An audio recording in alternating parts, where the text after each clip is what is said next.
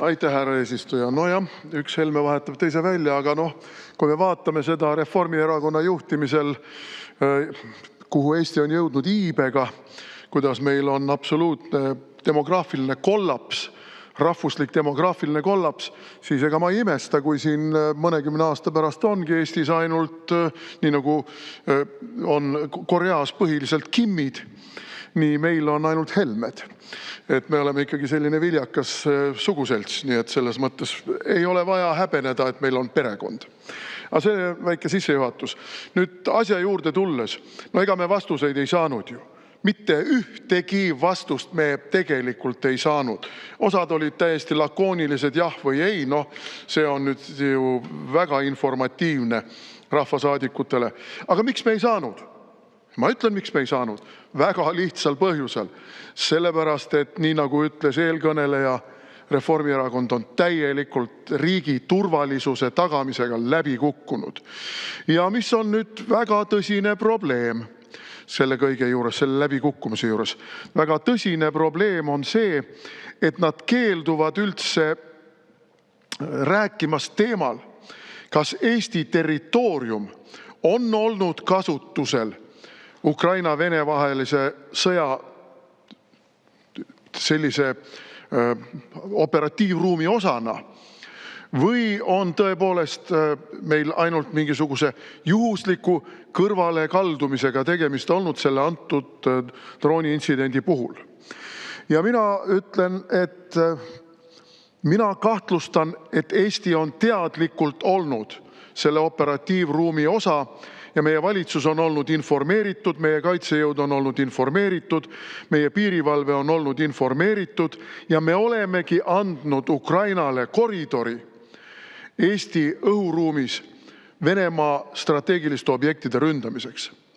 Ma ei ütle, et ukrainlastel ei ole selleks õigust Venemaa objekte rünnata. Paluks jällegi, reformerid on meil üliosavad selliseid PR, sõnaväänamisi ja mõtteväänamisi tegema. Ei, ma ei ütle, et ukrainlastel ei ole õigus pommitada Ust-Lugat või ükskõik missugust muud Venemaa territooriumil asuvat strateegilist objekti.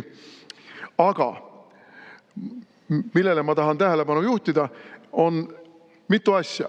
Just nimelt sel ajal, kui see droon alla kukkus või see intsident meil oli siin, just nimelt sel ajal, ja ma ei ütle praegu peast ja mälu järgi kuupäevalise täpsusega, rünnati Ust-Luga naftaterminaale. Just nimelt sel ajal.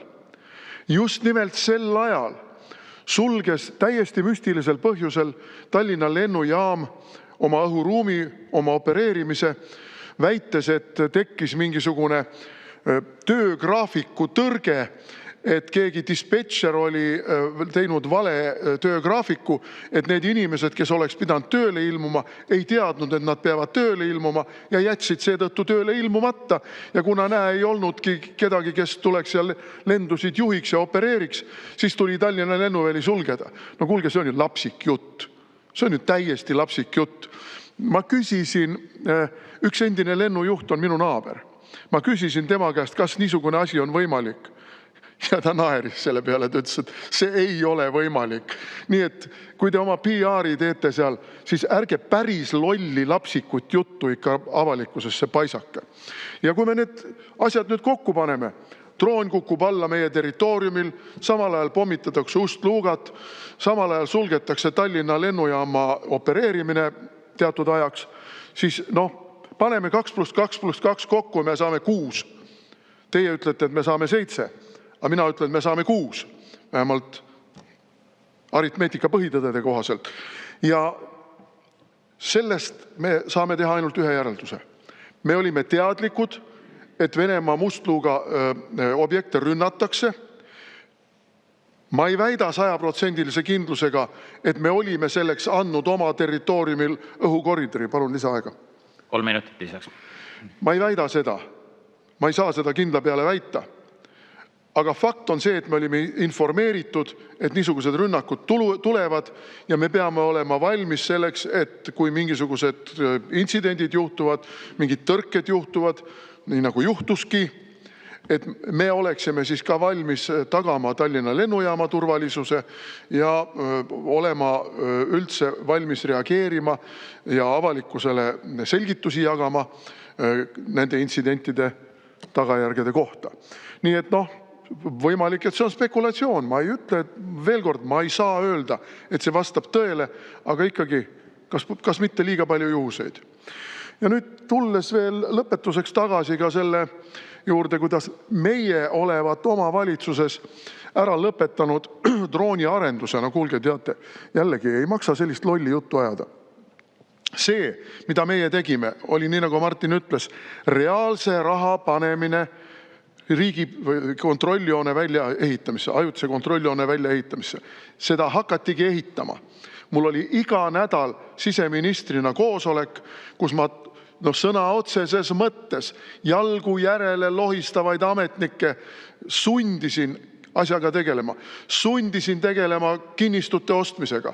Sundisin tegelema kõigi selle igasuguste bürokraatlike asjadega, hangete ja muude värkidega. Iga nädal oli mul koosolek. Sest et Reformierakonna meelsed ametnikud arvasid, et ei EKRE-le me ei saa ju jätta ometi seda, et nemad ehitavad kontrolljoone välja.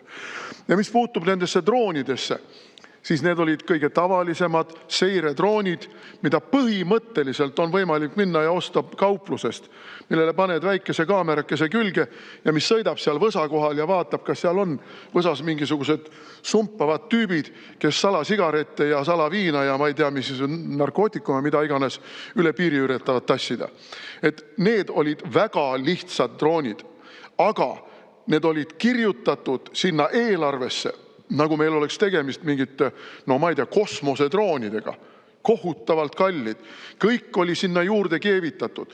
Mingid drooniplatvormid, mingi nende ladustamise omad kohad, nende transpordiviisid, nende transportimise mingisugused asjad. Ühesõnaga, sinna oli keevitatud juurde kõik, mida vähegi inimmõistus oskab juurde keevitada, et see asi võimalikult kalliks ajada. Ja vaat selle me tõmbasime maha. Seda ei ole praegu vaja. Ja neid drooniplatvorme võib lisada sinna iga kell, kui põhiasi on tehtud. Aga mitte nii, et me kusagile paneme mingid 3 drooniplatvormi ja siis ütleme, et nüüd meil on piir valvatud. Nii nagu Reformierakonna kogu see kindlates kätes julgeoleku tagamine on meil käinud. Ei ole julgeolek tagatud. Ja lõpetuseks tahan ma muidugi öelda, et küll te oskate, sõbrad, ikka raha raisata. Kellele te kaevasite selle mingi tankitõrjekraavi, mida te oskasite kõigele lisaks algul ka veel valesse kohta kaevata? See on ju näide sellest, kui saamatud te olete ja kuidas teie käes raha põleb, ilma et sellest riigikaitsele ja Eesti elanikkonna turvalisusele vähimatki kasu oleks. Aitäh!